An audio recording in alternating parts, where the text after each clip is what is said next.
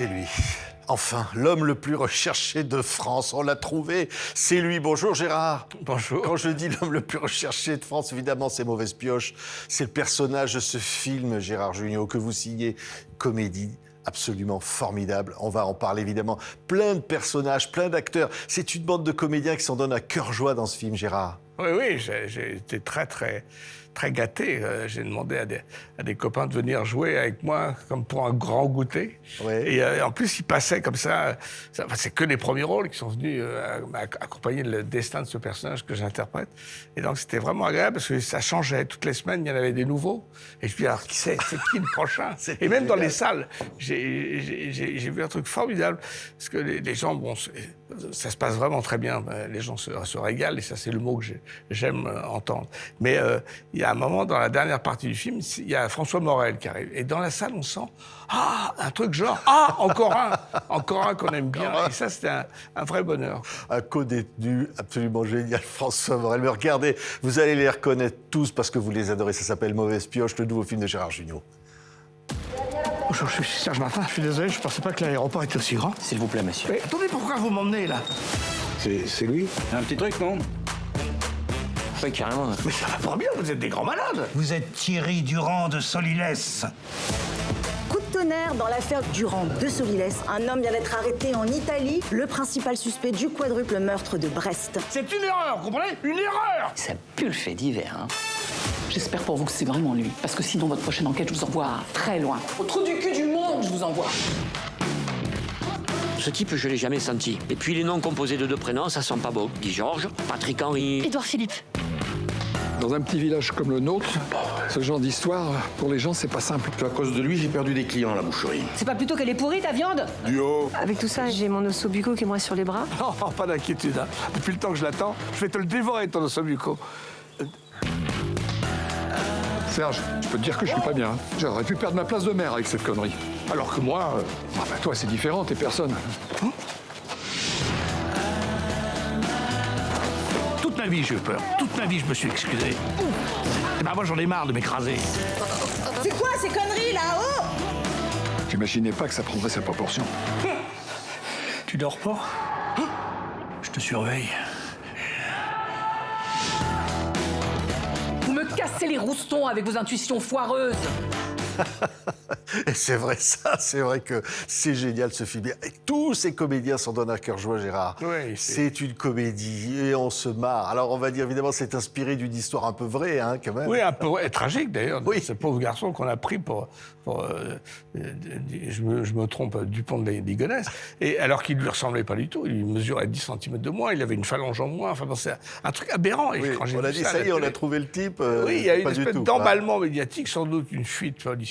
Moi, j'ai réinventé tout ça. Hein.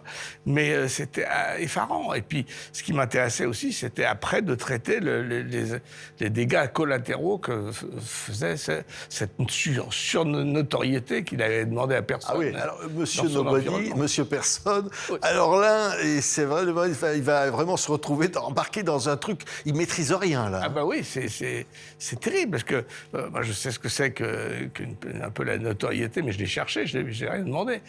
J'ai demandé plutôt lui, il n'avait rien demandé et en plus il y a toujours une suspicion, quoi. C'est ça qui est fou. Ouais. Et puis en plus, si vous voulez, l'erreur est humaine, mais parfois l'excuse pourrait aussi être humaine et ça Oui. on oublie un peu. Bon, et puis c'est une manière aussi de corriger un petit peu tous ces travers de surmédiatisation, la télé en continu, le scoop à tout prix, la priorité au direct, et une info chasse l'autre, et on fait pas...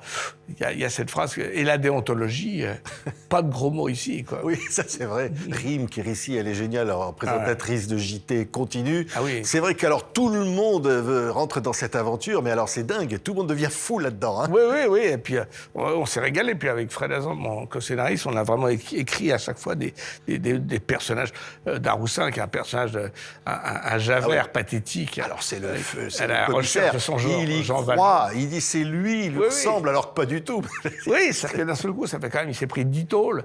Il a été, non, ce qui est fou, c'est qu'il y a eu, je sais pas, 1500 signalements. On a arrêté 1000 personnes.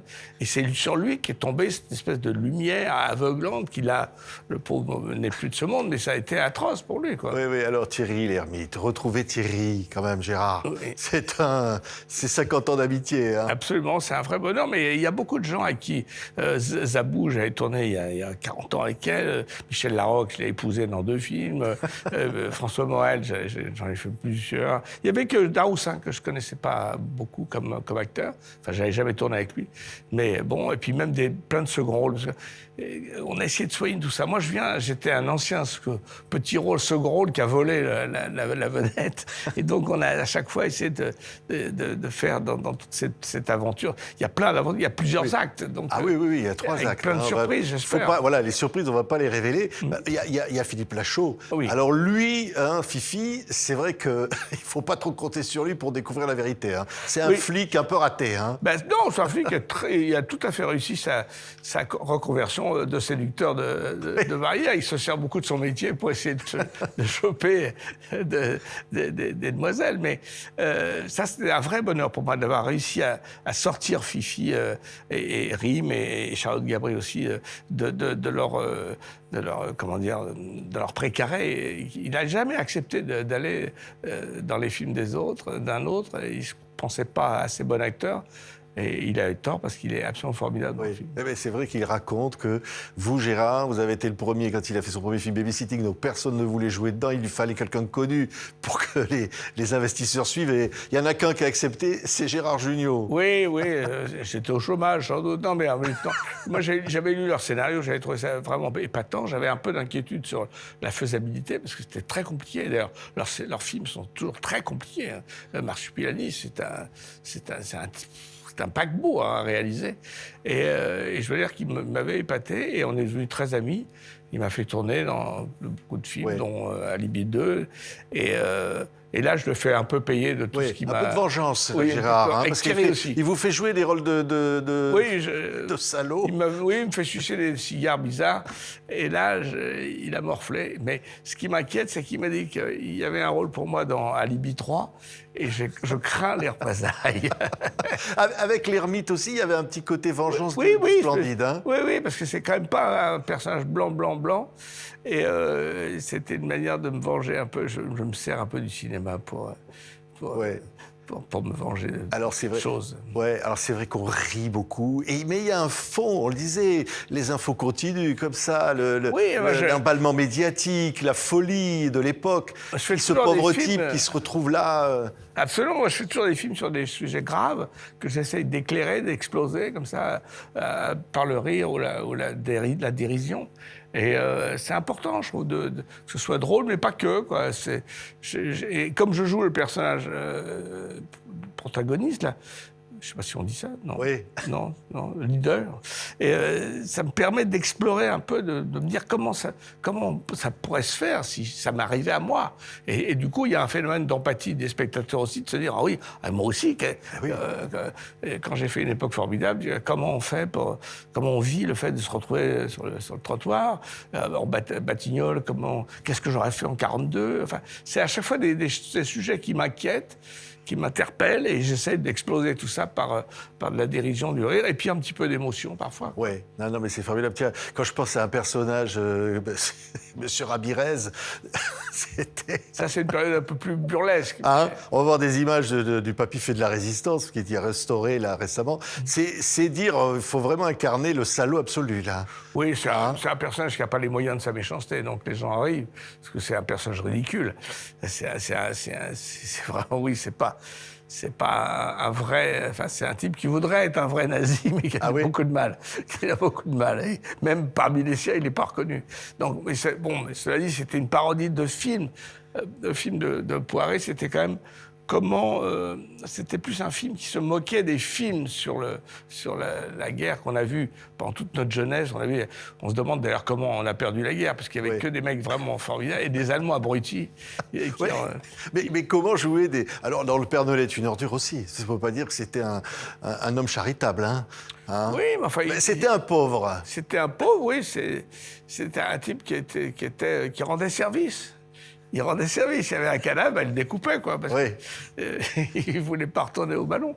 Mais enfin, bon, ça, c'est une période du Splendide c'est différent de tous les films qu'on a fait après, nous, personnellement. On avait dit nous pendant une période, maintenant on a dit je.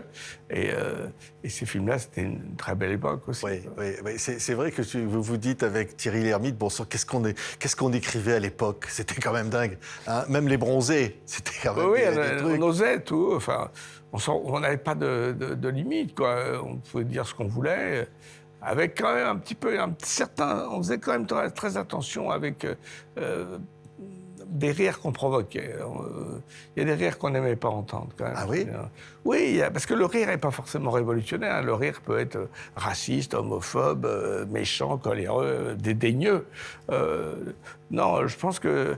En tout cas, moi, les films que je fais, j'aime rire avec, j'aime bien qu'il y ait de l'empathie, j'aime bien qu'il y ait de la nuance. Oui. Et je sais toujours qu'on est toujours le con de l'autre, quoi, donc il faut se méfier. Tiens, je vous montre ça, parce que ça, c'était un beau bouquin, un hommage à Michel Blanc, hein, Ouais. Le Splendide par le Splendide. Mais c'est vrai que dans le rire et dans la comédie, il y a forcément du tragique. Mais il n'y a que ça. Oui. Il n'y a pas de rire du bonheur. On rit toujours parce qu'il y a un truc qui ne va pas, qui ne marche pas, parce que c'est ridicule, parce qu'il y a de la dérision. Et je crois que le rire a été inventé pour dépasser le drame, les larmes. Et d'ailleurs, on rit beaucoup dans les enterrements et quand on est triste, parce que c'est une pulsion ça aide, quoi. C'est un soin, c'est des vitamines, Oui. avec ce fameux adage que j'en ai pas beaucoup, mais le rire c'est comme les essuie-glaces, ça n'arrête pas la pluie, mais ça permet d'avancer. Et c'est une devise que je me suis fait pour moi, parce que peut-être qu'aussi je suis peut-être un peu plus anxieux et inquiet que les autres, quoi. Oui. Beaucoup de gens de comédie se font comme ça, un petit peu mélancoliques, un peu neurasthénique, enfin un peu inquiet, quoi. Oui, c'est vrai. J'avais lu aussi une citation de vous, Gérard. Vous disiez, mes films, c'est comme des tablettes de chocolat, mais avec des noisettes dedans, hein, du chocolat noir. Il faut les deux. Les noisettes, elles adoucissent un peu l'amertume du chocolat. Et je crois que moi, ce que j'aime, c'est créer une situation vraie, un peu émouvante même, de ce personnage perdu. Et puis d'un seul coup, paf, on libère des trucs. Et comme on a été un peu dans l'émotion, le rire, il est encore plus fort, il est encore plus empathique. Oui, c'est le 13e long métrage, Gérard. Et ce qui est dingue, vous parliez tout à l'heure de Monsieur Batignolles, une époque formidable. Il y a beaucoup cette émotion-là que finalement on a découvert dans vos films à vous, Gérard, Oui, qui était très étonnante. J'aime bien, oui, c'est vrai que par rapport à Ramirez, ça change, mais j'ai toujours un côté un peu, pas fleur bleue, mais j'ai toujours aimé j'ai une grande admiration pour Bourvil, qui avait cette espèce d'humanité comme ça, et je pense qu'on peut pas rire, en tout cas moi je sais pas le faire pendant 1h30, donc je me sers aussi de l'empathie, de l'émotion, de la tendresse Là, il y a une chose que j'aime beaucoup dans le film, c'est qu'il y a cette histoire d'amour raté avec Zabou il y a 50 ans qu'on va peut-être retrouver et qu'on a joué comme si on avait 15 ans et ça m'amuse beaucoup aussi de raconter ça parce que ce personnage dans la réalité il a morflé énormément et je trouve que j'avais envie pas de faire un biopic mais de m'inspirer de cette histoire pour peut-être le venger un petit peu ou en tout cas le réhabiliter oui, c'est Monte Cristo. C'est vrai. Un type accusé par erreur. Accusé à tort, comme Monte Cristo. Oui, qui va essayer de retrouver son honneur. Mais bon, sans Pierre Ninet. Oui, alors il y a un truc, je ne sais pas si on peut le dire, Gérard, on est quand même surpris au début du film. On se demande si on ne s'est pas trompé de salle. Oui. Il y a une surprise, il ne faut pas trop en dire, mais... Mais je pense que c'est assez on marrant. On se dit, est-ce que c'est pas un film de José Dayan? Est-ce que c'est pas, le comte de Monte Cristo? Il y a 2-3 trucs comme ça qui sont des petits pièges pour surprendre les gens. Je trouve que le mot que j'aime beaucoup, c'est surprendre avec ce qu'on attend. C'est-à-dire qu'on attend une comédie, bien sûr, mais on se fait avoir. Et il y a 2-3 moments comme ça où je crois que les gens se font avoir. Oui. Et ça me plaît bien. Donc, alors, quand le film est projeté au cinéma, il y a des gens qui se sont marrés tout le temps. Et puis, il y a des moments où ils disent « Attends, j'ai eu de l'émotion ». Et ça, c'est formidable, ça. Oui, moi, je veux dire que... Mais c'est ça, quand je vous disais tout à l'heure le mot que j'aime entendre, on s'est régalé, c'est qu'il y a à la fois le rire, la gourmandise des sentiments, des personnages qui jouent bien. Ils sont tous formidables, ces acteurs. Ils sont magnifiques. Moi, je veux dire, je me suis vraiment régalé. n'y a pratiquement rien à faire pour les diriger, puisque quand on écrit bien des rôles, ça roule tout seul, quoi. Et puis le plaisir de jouer aussi avec eux, c'est ça qui m'amuse. Donc, et puis si on peut glisser un petit peu de sentiment, pourquoi pas. Ouais. Non mais ouais, c'est vrai, je pense à Chaplin. C'est vrai que Charlot, c'est mauvaise pioche, quoi. C'est un peu ça, c'est un personnage. C'est un compliment que je prends, mais peut-être un peu usurpé. Oui, mais non, mais c'est en tout cas, un vagabond. Oui. Et voilà. Oui, il y a de l'humain, quoi. Moi, j'aime beaucoup l'expression boule d'hume, bouleversant d'humanité, quoi. Je me sens proche de beaucoup de gens et je crois que si les gens aiment ce cinéma-là, comme moi j'aimais la comédie italienne, c'est qu'on est à hauteur d'homme, quoi. Et on n'est pas dans des choses extérieures ou absurdes ou incrédibles. On est vraiment là, ça pourrait nous arriver à tous. Ouais. Quoi. Oui, et puis il y a un côté qui fait du bien aussi, qui est satirique. Ça, on a bien envie que, de montrer quand même cette époque-là, un peu à la con, là, ces télés et tout ça. Oui, on corrige un peu, oui. Je vais pas me faire que des amis dans certaines chaînes. Il y en a qui peuvent se reconnaître. Mais bon, ça reste bon enfant, quand même. Ouais. Mais quand même... Les spécialistes, les spécialistes qui viennent vous expliquer tout, les plateaux en direct. Mais c'est aussi le problème de ces télés en continu d'information. Il faut fournir du matériel. Donc, au bout d'un moment, quand on a dit 10 fois, quand on attend la visite d'un type, là, il y avait le pape, il y avait un mec qui était là, on le revenait tous les 10 minutes. Alors, non, il n'est toujours pas là, le pape, on attend, il racontait autre chose. Puis d'un seul coup, là, ce qui était formidable, c'est qu'il a dit, non, j'ai toujours pas vu le pape. Et on le voyait derrière, le pape, qui était embarqué par les gardes du corps. Et il l'avait raté, en plus. Donc, les mecs, il a attendu, cette personne a attendu, je sais pas, 5 heures à faire le pied de grue, et il s'est rien passé, quoi. Et on revenait sans arrêt, priorité au direct. Moi, ce que j'adore, je sais pas pourquoi, ça me fait penser, le dîner de cons, c'est qu'il y a quand même la vengeance du... on va pas raconter le film, évidemment. C'est important, mais il y a quand même un moment où on se venge, parce qu'on s'identifie au personnage. Oui, c'est le coup de pied dans les fesses de Chaplin. C'est Guignol qui donne des coups de gourdin. J'aime bien ça. C'est l'ermite qui se fait avoir dans le dîner de cons à la fin. Absolument, oui. C'est toujours... non, c'est un petit peu... C'est plaisant quand on est spectateur de se dire chouette, non, il va se réveiller. Ah, enfin. Allez, boum, on vous dira rien, mais c'est très enlevé, très souple, on va dire. Tous les acteurs s'y mettent. Ah oui, à la fin, oui. Un petit cours de danse. Petit cours de danse, vous allez adorer. Ça s'appelle Mauvaise Pioche. C'est lui, voilà, vous l'avez reconnu, l'homme le plus recherché de France. Une comédie formidable qui ressemble tellement à Gérard Jugnot, qu'on aime tant, avec une pléiade de comédiens incroyables. Courez voir Mauvaise Pioche. Merci beaucoup, Gérard. Merci à vous. Merci beaucoup.